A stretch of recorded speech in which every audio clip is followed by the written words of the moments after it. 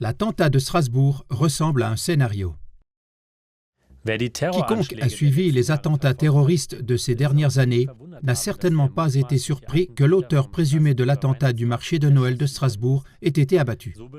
Le soir du 13 décembre 2018, les médias ont fait état d'attentats terroristes, comme par exemple celui de Londres le 7 juillet 2005, de Berlin le 19 décembre 2016 et donc de Strasbourg le 11 décembre 2018, qui semble être un même scénario qui se répète d'année en année. Mais reprenons au début.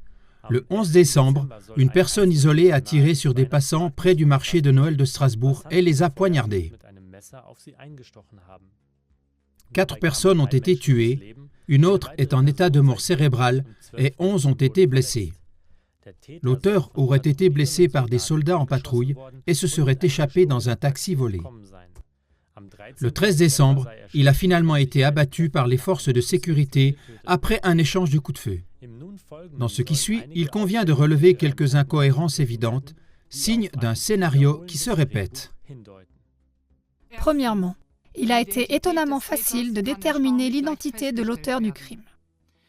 Dans le cas de Strasbourg, exceptionnellement, le passeport de l'auteur n'a pas été retrouvé, contrairement à Londres en 2005, à Paris en 2015, ou à Berlin en 2016. Mais cette fois, ce sont les caméras de surveillance qui ont fait leur devoir. Le suspect a été identifié. Il s'agit de Cherif Shekat, 29 ans, qui avait déjà fait l'objet de 27 condamnations. Alors que dans le passé, les auteurs étaient souvent masqués, par exemple à Paris en 2015, cette fois-ci, l'auteur n'avait apparemment pas besoin de l'être. Cherif Shekat était internationalement connu de la police et on lui avait attribué un très haut degré de criminalité, mais pas encore en relation avec le terrorisme. Il n'était pas connu des autorités allemandes comme une menace terroriste, bien qu'il ait fait des séjours en Allemagne et en Suisse depuis 2012. Néanmoins, l'auteur aurait crié « Allahu Akbar »,« Allah est grand », comme d'autres l'ont fait à Munich en 2016, indiquant un motif islamique. Cependant, cela pourrait aussi être une tromperie délibérée que d'associer inlassablement l'islam à la terreur et de discréditer la religion. Le fait que la milice terroriste de l'État islamique EI ait revendiqué le bain de sang est également digne d'un scénario. Elle l'avait déjà fait lors d'attaques précédentes, mais cela n'a jamais été prouvé. Deuxièmement, les forces de sécurité sont sur place. Bien qu'aucun exercice répétant exactement le scénario qui s'est déroulé ailleurs n'ait eu lieu cette fois-ci au moment de l'attaque, cette dernière attaque a eu lieu dans le cadre d'une opération militaire française, l'opération Sentinelle.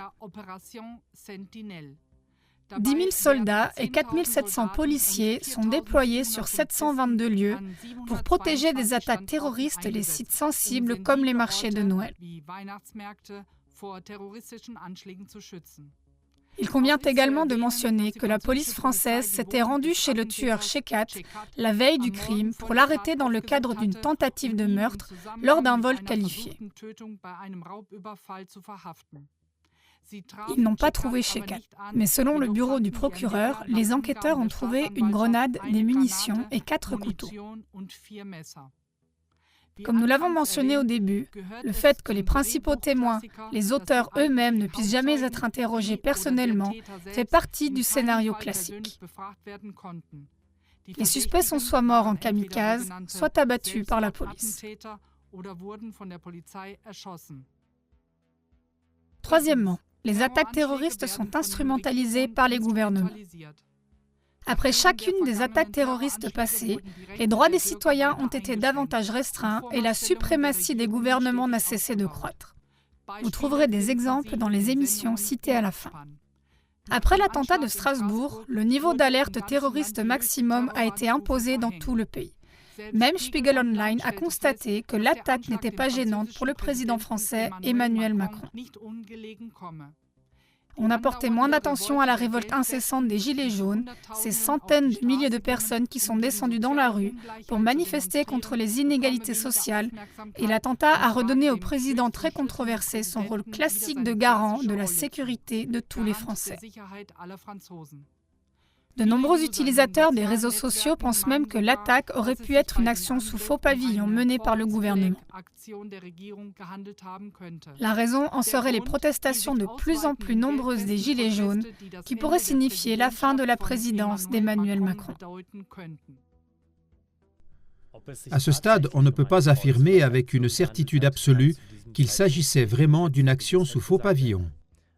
Ce qu'on peut dire cependant, c'est que le président Macron sait certainement comment utiliser l'attentat à son avantage.